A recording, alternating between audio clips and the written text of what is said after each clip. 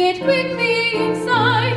With an arrogant shake of his head, he replied, "Bah humbug, bah humbug, bah humbug." When a beggar approached him, he turned with a jerk and said, "Humbug, bah humbug, bah humbug." He muttered distinctly, "Oh, go find some work, bah humbug, bah humbug, bah humbug." Why ever he said it, I simply don't know, but he turned on his heel and proceeded to go, and one last exclamation came back through the snow, "Bah humbug, bah humbug, bah humbug." Now I'm sure, just as sure as I'm sure that my name isn't humbug, bah humbug, bah humbug, it was out and out meanness that made him exclaim, "Bah humbug, bah humbug, bah humbug." A man so ill-natured, so evil of eye, will be an old grump to the day that he die. What force could reform him? Who dare even try? Bah humbug, bah humbug, bah humbug.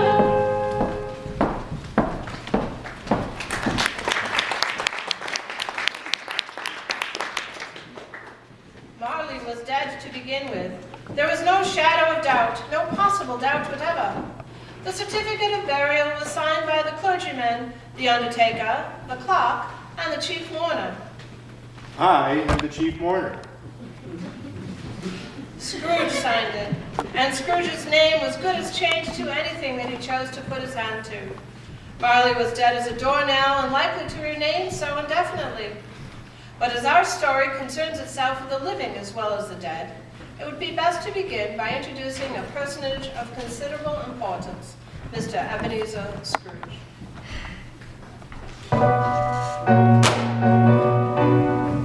My name is Scrooge, my income's huge, and yet I've spent not 1% to save on fuel. I keep it cool. My employees might as well go freeze. For Christmas Day, I've naught to say.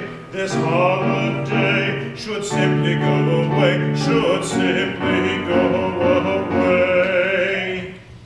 There were those who said that Scrooge was a tight-fisted hand at the grindstone, a squeezing, wrenching, grasping, clutching, scraping, covetous old sinner, hard and sharp as flint from which no steel ever struck out a generous fire, secret and self-contained, and solitary as an oyster. There were those indeed who said that. In fact, everyone said it, not least among them a young man named Tim Cratchit.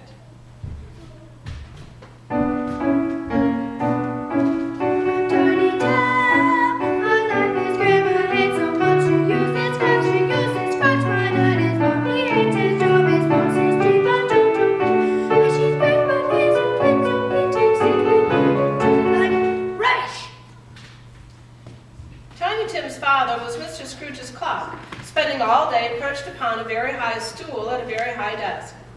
They both were very high indeed, so as to allow Bob Cratchit to be a bit closer to the light, thus saving Mr. Scrooge the expense of turning up the gas.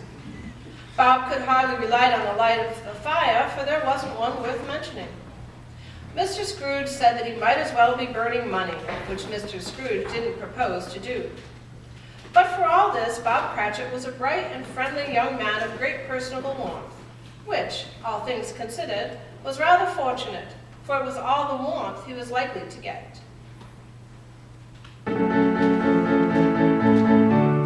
My name is Bob, I hate my job all day. I work as Scrooge's clerk, my pay is mad, my boss is mad. I don't complain about the strain, but I confess I feel the press. As you might guess, I'm in distress. My income's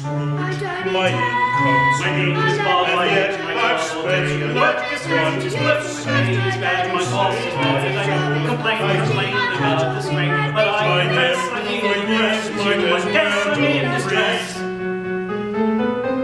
And so, you know, I wish it would go. I don't incline to the Christmas line, no care of mine, though people whine. You see, it's fine, but I decline. And so, although it's Christmas, you know, my dad, you see, is forced to be at work till 3 as employee of this degree. But don't blame me. At Christmas time, I've not a dime on hand to spare, yet I declare we've all rolled there and have our shares, so I just don't care. But I decline, I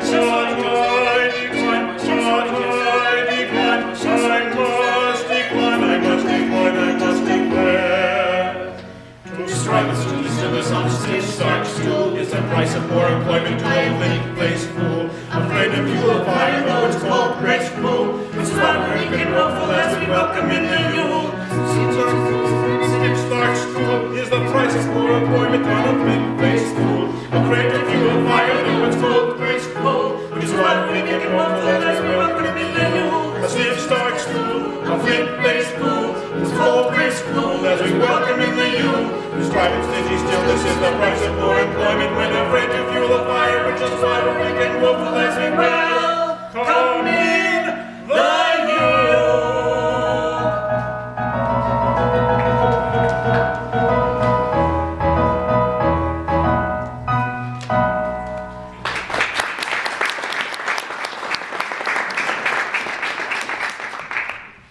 Once upon a time, of all the good days in the year, on Christmas Eve, old Scrooge was preparing to leave his counting house. The city clocks had just gone 6, but it was quite dark already. Bob Cratchit was finishing up the day's accounts, which were down a bit. The widows and the orphans still insisted on spending what little they had on Christmas dinners and presents and who knew what all, obliging Mr. Scrooge to spend an extra 2pence for eviction papers to throw them out into the snow, which expenditure, of course, Mr. Scrooge resented. Mr. Scrooge was just meditating on the unfairness of life when in came a cheerful young man of perhaps 25, a ruddy, handsome lad whose only misfortune in life was being Mr. Scrooge's nephew. A Merry Christmas, Uncle Scrooge. God save you. What are you doing here? There'll be no money for you. Oh, I don't ask for any money, nor anything indeed from you, Uncle Scrooge. I merely dropped by to wish you a Merry Christmas and invite you to the Bull's Head for Christmas dinner, if you've no other engagement. As you know, I have a small group of friends gone each year to mark the occasion and would be very glad of your presence. Bah humbug! What's Christmas to me or to you that you should spend any more for your Christmas dinner than you must? You know very well that I never eat Christmas dinner. But this is no ordinary Christmas dinner. I thought you might like to come this year to meet Miss Dora Lincoln. Who's she? One of your creditors? How perceptive of you, Uncle, for indeed, I owe everything to her. Most importantly, my future happiness. You're babbling, sir. What do you mean? What I mean to say is that, well, Miss Dora Lincoln and I are, as of 2 weeks ago, engaged to be married. Oh, jolly good. Married? Bah! What do you want to be married for? Why? Because she's the sweetest, charmingest, prettiest, smartest, most intelligentest person in the whole wide world, and I love her. And it appears she has turned your brain into gruel. I take it to mean that she hasn't a farthing in the whole world either. You're an idiot, sir. It's one more mouth to feed, and I dare say, fool that you are, there'll be many more in the years to come. Begone. I've nothing to say to you, or to your engagement, or to your Christmas dinner. Good afternoon.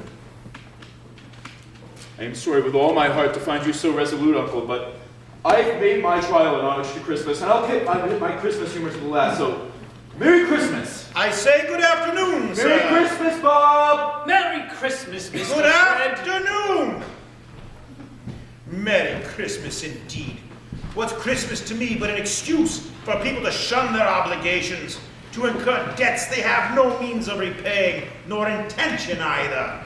What's it other than an endless series of imbeciles bounding up to me in the streets, in the shops, and in my very office, grinning idiotically and shouting, Merry Christmas, Mr. Scrooge! I say, Merry Christmas to you, Mr. Scrooge! A very Merry Christmas to you, Mr. Scrooge. Merry Christmas indeed.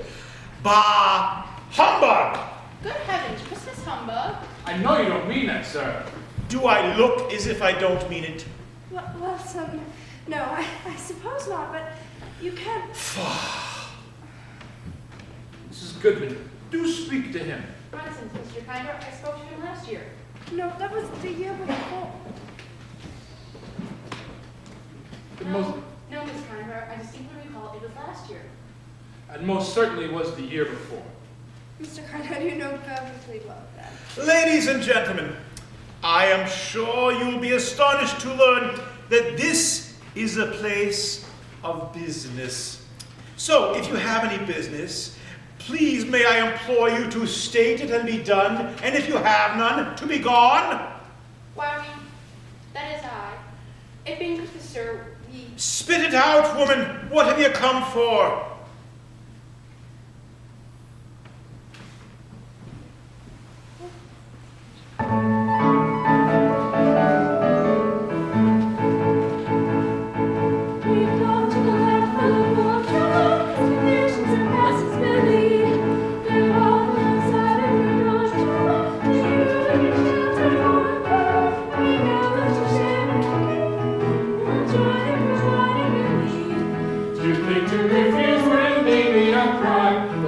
So cold and it's now Christmas time. Tra-la-la-la, tra-la-la-la. See, it's Christmas time. Tra-la-la-la, tra-la-la-la, tra-la-la-la.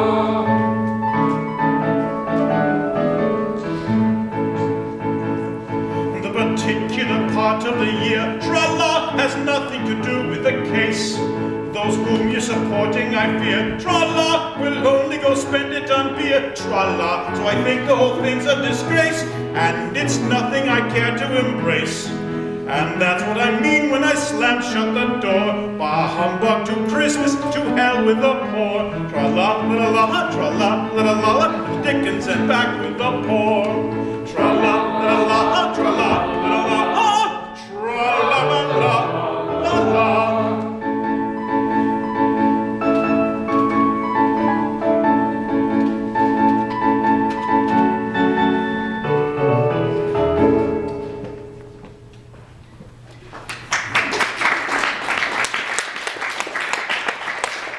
I know you don't mean that, sir. Consider your position in the community. Consider the children. Whatever may be my position in the community, sir, I did not arrive at it by recklessly scattering my precious little store of gold and silver to those too dishonest or too ill-inclined to work. I don't think much of my profession, but contrasted with dishonesty, it is comparatively respectable.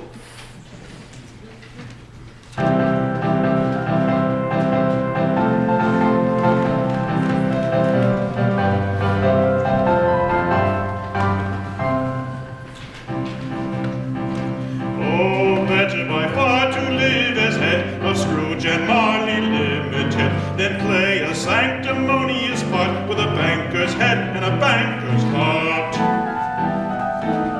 What I said before I will quite affirm. I have no sympathy for the infirm, I hardly even know the term. If I'm the head of a banking firm, I'm the head of a banking firm. It is a lucrative thing to head a banking firm. I'm the head of a banking firm. It's the law for the banking firm. And it is a lucrative thing to head a banking firm. It is the law for the banking firm. A law for the banking firm.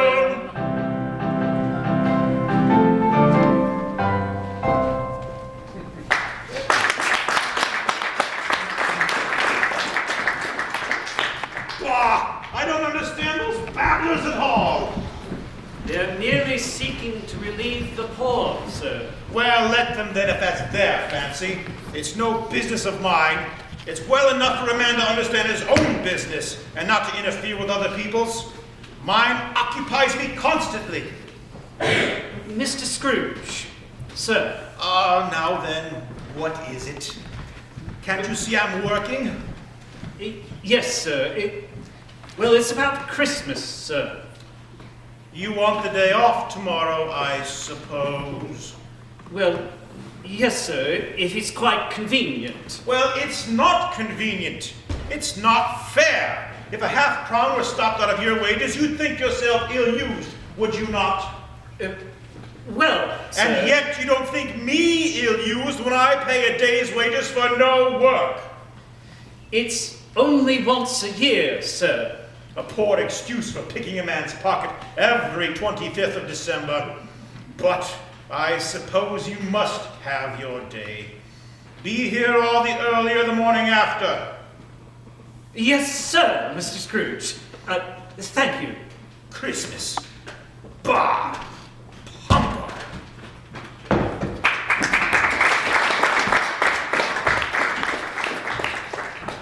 Despite his yielding to Bob Cratchit, Mr. Scrooge couldn't help but consider the day well spent, seeing how thoroughly he had rebuffed his nephew and the charitable personages.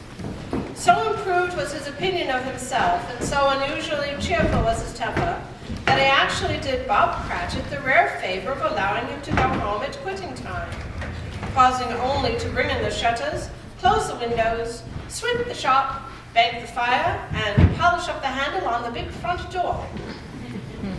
Shortly thereafter, Mr. Scrooge himself put on his greatcoat, went out for his usual dismal dinner in his usually dismal tavern, the Pigeons, and then home to his sparsely furnished chambers, where he read his account books for a while and then proceeded to his bedroom. There he changed into his nightgown, and having closed and double-locked the door, as was his rule, he prepared to retire. Turning down the counterpane, Scrooge reached over to blow out the candle. But instead of going out as it was accustomed to do, the flame flared, and in its light Scrooge suddenly found himself confronted by a figure, wrapped in chains, who was surprisingly like his late partner.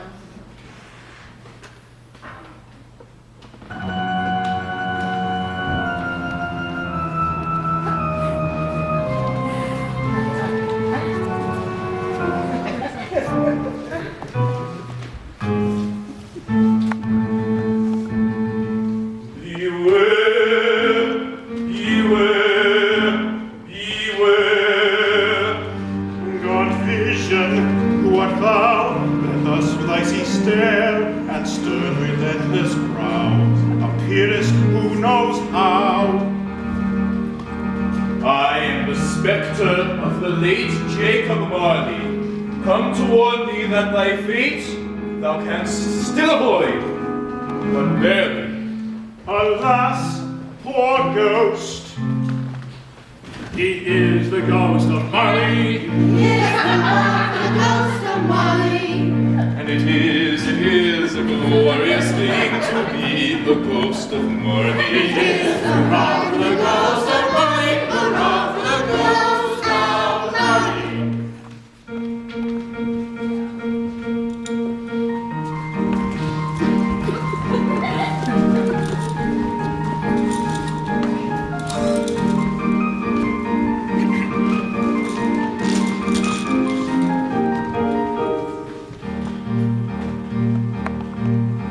I am the very model of the mystic supernatural, the dead or the departed, to be strictly nomenclatural.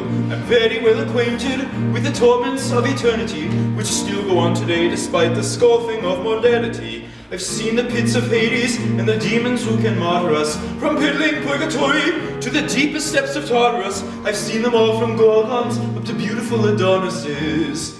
I even know precisely who the demon Adamanis is. He even knows precisely who the demon Adamanis is. He even knows precisely who the demon Adamanis is. He even knows precisely who the demon Adamanis